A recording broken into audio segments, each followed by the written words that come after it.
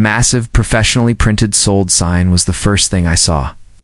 And it was a declaration of war against my entire reality. It was staked into the rich, dark earth of my family's ranch. Its bold red letters, a garish, violent / against the tranquil green of the valley. I had just driven for 2 straight days from my cramped apartment in Chicago, a journey that was supposed to be a triumphant homecoming. I had rounded the final familiar bend of the long, winding gravel road, my heart thudding with a joyous, almost painful anticipation of seeing the old, beloved ranch house where I had spent every summer of my childhood. Instead, I was confronted with this, a for sale sign, a sold sign, on land that was not for sale. It's on land that was, as of the probate court's final decree 3 months ago, mine. I slammed the brakes on my dusty pickup truck, the vehicle skidding to a halt in a cloud of bewildered dust. My mind simply could not process the image. Beyond the sign, a group of people were gathered near my grandfather's old horse barn. There were 2 men with tripods and surveying equipment, another 2 in hard hats looking at a set of blueprints, and a man in a crisp, expensive-looking suit who was pointing authoritatively toward the lake. This was not just a sign. This was an active invasion. I got out of my truck on unsteady legs, the fatigue of the long drive replaced by a surge of cold, disbelieving adrenaline. As I approached the group, the man in the suit turned to me, his expression one of annoyed impatience rather than welcome. "Can I help you?" he asked, his voice slick and condescending. "This is private property. We're in the middle of a preliminary site survey. The access road is closed to the public." "The public?" repeated, my voice a hoarse whisper. "This is the Miller Ranch. My name is Jack Miller. This is my property." The man let out a short, sharp, dismissive laugh. "I think you're mistaken, pal. This property was purchased by my client, Elysian Resorts, 2 weeks ago. We closed. On Friday, I have the sales contract right here." He gestured to a leather portfolio under his arm. The seller was the Miller Ranch Estate, LLC. The words hit me like a physical blow. Miller Ranch Estate, LLC? I had never heard of it. I was the sole heir to the Miller Ranch. I was the executor of my grandfather's will. There was no such LLC. Before I could respond, a pearl-white, silent electric golf cart came gliding up the path from the direction of the new, sprawling Aspen Ridge Estates development next door. At the helm was a woman in her late 50s, dressed in an immaculate white tennis outfit, her blonde hair styled in a severe architectural bob. It was Evelyn Reed, the president of the Aspen Ridge HOA. A woman I had only ever corresponded with through increasingly hostile letters from her lawyers. She pulled to a stop, a look of feigned surprise on her face. "My goodness," she said, her voice a symphony of insincere concern. "Is there a problem here, Mr. Henderson?" she asked the man in the suit. Then she turned to me, her eyes glinting with a cold, triumphant malice. "You must be the grandson. I'm so sorry. I'm afraid you're a little late. The property has been sold." She was the seller's agent. She was the one who had sold my ranch. So the woman who had been trying to buy my land for years had, in my absence, simply decided to sell it herself. My name is Jack Miller, and I am a forensic accountant. My job is to untangle the most complex, most insidious financial crimes imaginable. I follow the money, I trace the paper trails, and I find the truth buried under mountains of fraudulent documents and sophisticated lies. I spend my days in a world of numbers and shadows, a world of pure, cold, analytical logic. This ranch, this beautiful, wild piece of Wyoming, was supposed to be my escape from that world. My grandfather, stubborn, wonderful old man who had run this ranch his entire life, had passed away a year ago. As his sole heir, I had spent the last 12 months meticulously navigating the complexities of the probate process from my office in Chicago. I had settled his estate, paid his taxes, and had the title to the ranch transferred, free and clear, into my name. The final, officially recorded deed was in my briefcase in the truck. I had quit my high-paying job, packed my life into a few boxes, and had come home, ready to start a new, quieter life. To honor my grandfather's legacy by keeping the ranch running, I knew about Evelyn Reed. She was a former real estate mogul from California, who had retired to Aspen Ridge and taken over the HOA with the ruthless efficiency of a corporate raider. She had been trying to get her hands on my family's land for years, even when my grandfather was alive. Our 500-acre ranch was the hole in the donut of her perfect, multi-million-dollar development, the last piece of authentic, undeveloped wilderness that ruined her panoramic views and blocked her planned expansion for a golf course and a private marina. She had made my grandfather's last years a living hell. With a constant barrage of frivolous lawsuits and complaints, after he passed, she had turned her attention to me. I had received a series of increasingly aggressive offers from her lawyers, which I had consistently and firmly rejected. The ranch was not for sale. It was my home. Her final letter, which had arrived a month before I moved, had been a direct threat. Mr. Miller, it had read, your sentimental attachment to a dilapidated and unproductive piece of land is a detriment to the entire community. If you are unwilling to be a part of the future of this valley, then the future will simply have to be built without your cooperation, or if necessary, on top of you. I had dismissed it as more bluster. I had underestimated her. I had underestimated the depths of her greed and the pure, criminal audacity of her ambition. Now, standing on my own land, being treated as a trespasser, I felt the cold, familiar click in my brain, the switch that flipped from emotional shock to professional focus. This was no longer a personal tragedy. It was a case. The most important case of my life, Mr. Henderson. I said, my voice now calm and steady, all trace of the earlier shock gone. I am the legal owner of this property. The LLC you have a contract with is a fraudulent entity. I would advise you to halt all activity and contact your legal department immediately. I then turned to Evelyn, my eyes cold as ice. And you have committed a crime of such magnitude that you cannot possibly comprehend the trouble you are in. She simply laughed, a sharp, ugly sound that echoed in the quiet valley. You have no proof. You have nothing. And I have the paperwork. I have the sale. Get off my client's new property before I call 911. That's a wonderful idea. Evelyn, I said, pulling out my own phone. Let's both call them. The sheriff can sort this out. She thought she was in control. She thought her paper trail, as fraudulent as it was, gave her the power. She had no idea that I was a man who ate paper trails for breakfast. She had just initiated a forensic audit. The first asset I was going to seize was her freedom. I spent the rest of the day in the small, dusty town of Alpine, at the county courthouse. It didn't take long. As a forensic accountant, I knew exactly what to look for. The Miller Ranch Estate LLC had been registered 3 months ago. The address on the filing was a P.O. box in Cheyenne, a classic shell game move. Agent was a man I had never heard of. But the real smoking gun was the document used to transfer my grandfather's property into the LLC's name. It was a quitclaim deed, supposedly signed by my grandfather a week before he died. I held the document up to the light.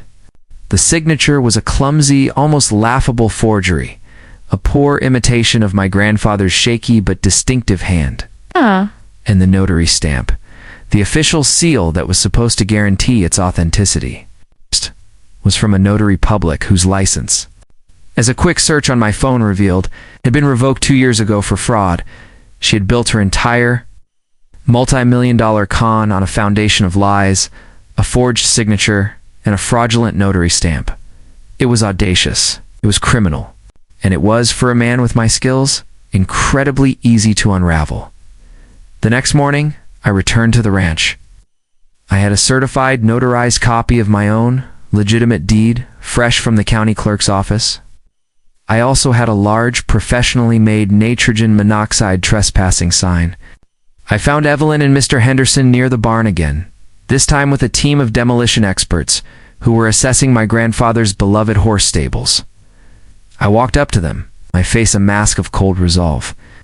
This is your final warning, I said, my voice leaving no room for argument. We're all trespassing on my private property. I want you, your clients, and your equipment off my land. Now, Evelyn, seeing her multi-million-dollar deal about to collapse, panicked. She chose the last, most foolish option available to her. She pulled out her phone. "I have a hostile individual here with forged documents." She shrieked into the phone, her voice a symphony of manufactured terror. "He is threatening my clients and my workers. He's unstable. I am at the old Miller Ranch, and I need an officer right now. I think he might be violent." I simply stood there and waited as she sealed her own fate. The sirens began to wail. In the distance, a sound she believed was her salvation. She had no idea it was her judgment arriving right on schedule. A seasoned county sheriff, a man with a weathered face and a calm, senile demeanor named Brody, was the one who responded. He arrived to a tense scene, me standing by my truck, a sheaf of legal documents in my hand. "Mr. Henderson, the resort." Representative looking confused and increasingly nervous. And Evelyn Reed, who immediately launched into her tearful, panicked performance. "Sheriff, thank God you're here," she cried, rushing to meet him. "This man showed up yesterday, claiming he owns this ranch. The property was legally sold to my client, Elysian Resorts, last week. He's been threatening us. He's trying to scare away the legitimate new owners, and he's presenting these forged papers." She was a master of her craft, weaving a tale of a stable, legitimate business transaction being threatened by a crazy, unpredictable outsider. Sheriff Brody listened patiently, his gaze taking in the whole scene. He then turned to me. "Son," he said, his voice a calm, neutral baritone, "I've got two parties here, both claiming to own the same piece of dirt. That's usually a sign of a big mess. What's your side of it? This was my arena. Was no longer an emotional grandson. I was a forensic accountant presenting my case. I didn't get emotional. I presented facts, Sheriff," I began, my voice clear and steady. "My name is Jack Miller. This ranch has been in my family for over a century. My grandfather, Thomas Miller, passed away a year ago, leaving me as his sole heir.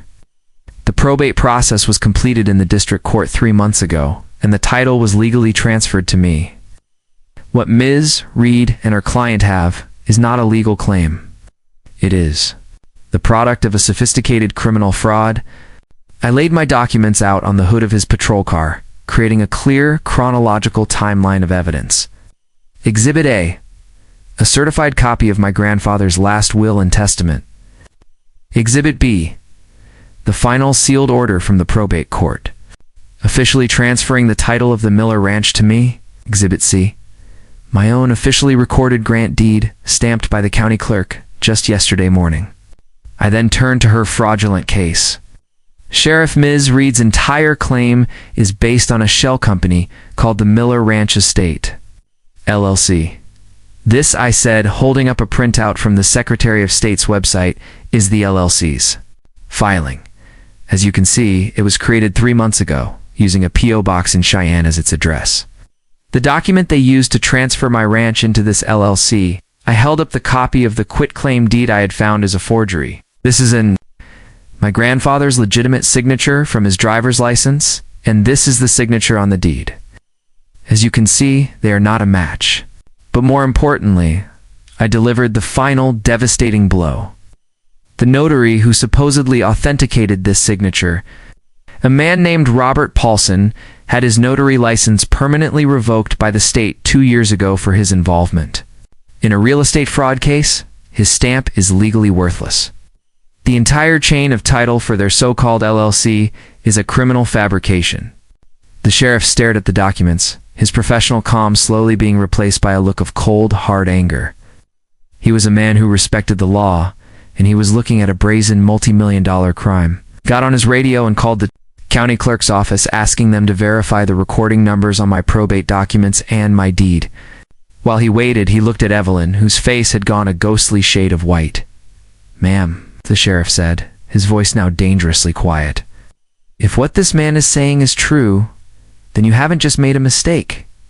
You have committed multiple felonies, including forgery, filing a fraudulent document, and grand theft." The dispatcher's voice crackled over the radio, clear and precise, confirming that my probate records were in order. Ow. That my deed was the most recent and legally binding document on file for the property, and that the LLC's quitclaim deed had been flagged for review due to the revoked status of the notary. The game was over. Sheriff Brody turned to a now-rambling Evelyn Reed.